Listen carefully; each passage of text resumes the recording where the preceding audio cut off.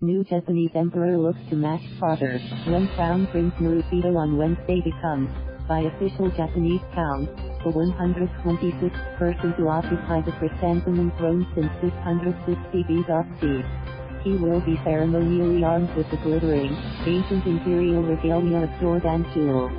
Beyond the material trappings that accompany what the Japanese claim to be the world's oldest continuous hereditary monarchy, however, the new emperor will also receive a much more important, though less dazzling, inheritance, the deep and abiding respect his father Akihito, who was abdicating as emperor on Tuesday, has accumulated over his 3-decade reign. Replicating this bequest on his own will be Naruhito's greatest challenge. The love many in Japan feel for 85-year-old Akihito was on full display when he made his last official visit to the winter sumo tournament earlier this year. A huge crowd of people leapt to their feet, whooping and smiling as they held up babies and waved flags. This outpouring of emotion, however, was earned through much smaller moments, such as his visit in 2011, wearing a windbreaker instead of his usual bespoke suit, to comfort victims of a massive earthquake, tsunami and nuclear meltdowns.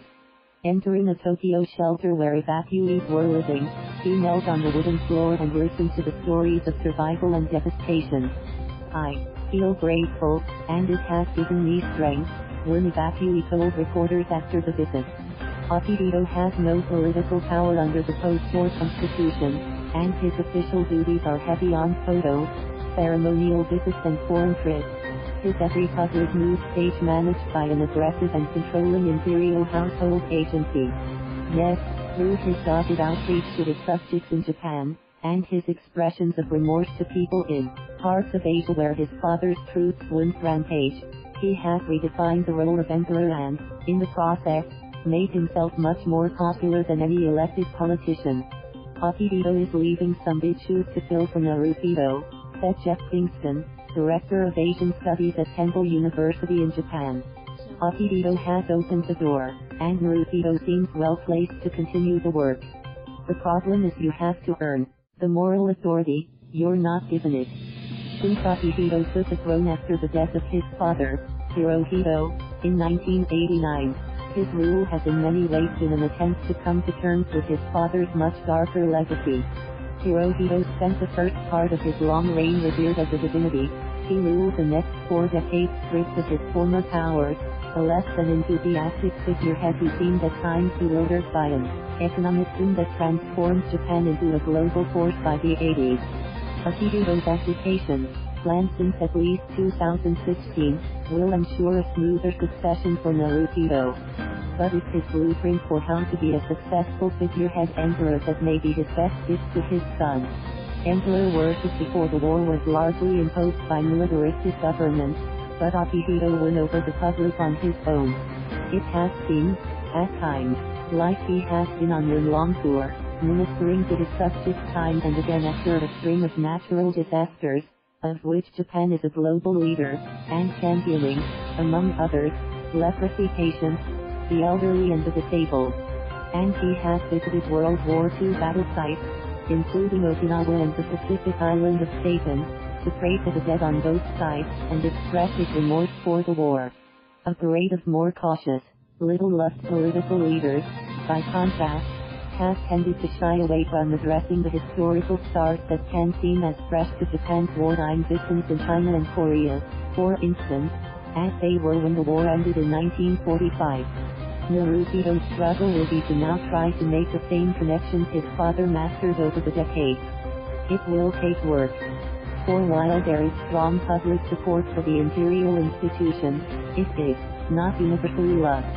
Many young people just aren't interested. On the left, there's often embarrassment that the country still maintains such an antiquated, socially elevated figurehead. And right-wingers have often found themselves, respectfully, cringing at Akihito's seemingly liberal inclinations. Because of the barriers that the court throws up around the person of the emperor, it can be difficult to figure out just what sort of person Naruhito is. But there are some clues. He seems able to laugh at himself. In his memoir, recently republished in English, Of his time studying at Oxford in the early 1987s, he writes of being banned from the bar because he was wearing jeans, and of almost flooding the student dormitory where he lives because he had never done laundry before. Despite these qualities, though, it's fair to wonder what such a figurehead can contribute as Japan confronts the continuing economic malaise that has followed the boom years, increasing political friction with the rising China, and uncertainty about a fast-aging Japan's place in the region and world. The answer might have less to do with Naruhito's particular qualities than with the idea of the throne. Naruhito, when he's invested with the sacred imperial regalia on Wednesday, will become a living link to millennia of history, myth and tradition, a bridge to both the nation's ancient past and its uncertain future. For many, the throne represents a comforting symbol of nation, identity and stability in a constantly shifting world. Change is not always a good thing, said Daniel Snyder, a Japan expert and lecturer at Stanford University. Sometimes the retention of social institutions and traditions is what preserves a society. The imperial institution lent a sense of dignity and stability to Japanese life, and the Japanese often look to the institution for that sense of themselves. /D. Thank you for watching. Please subscribe.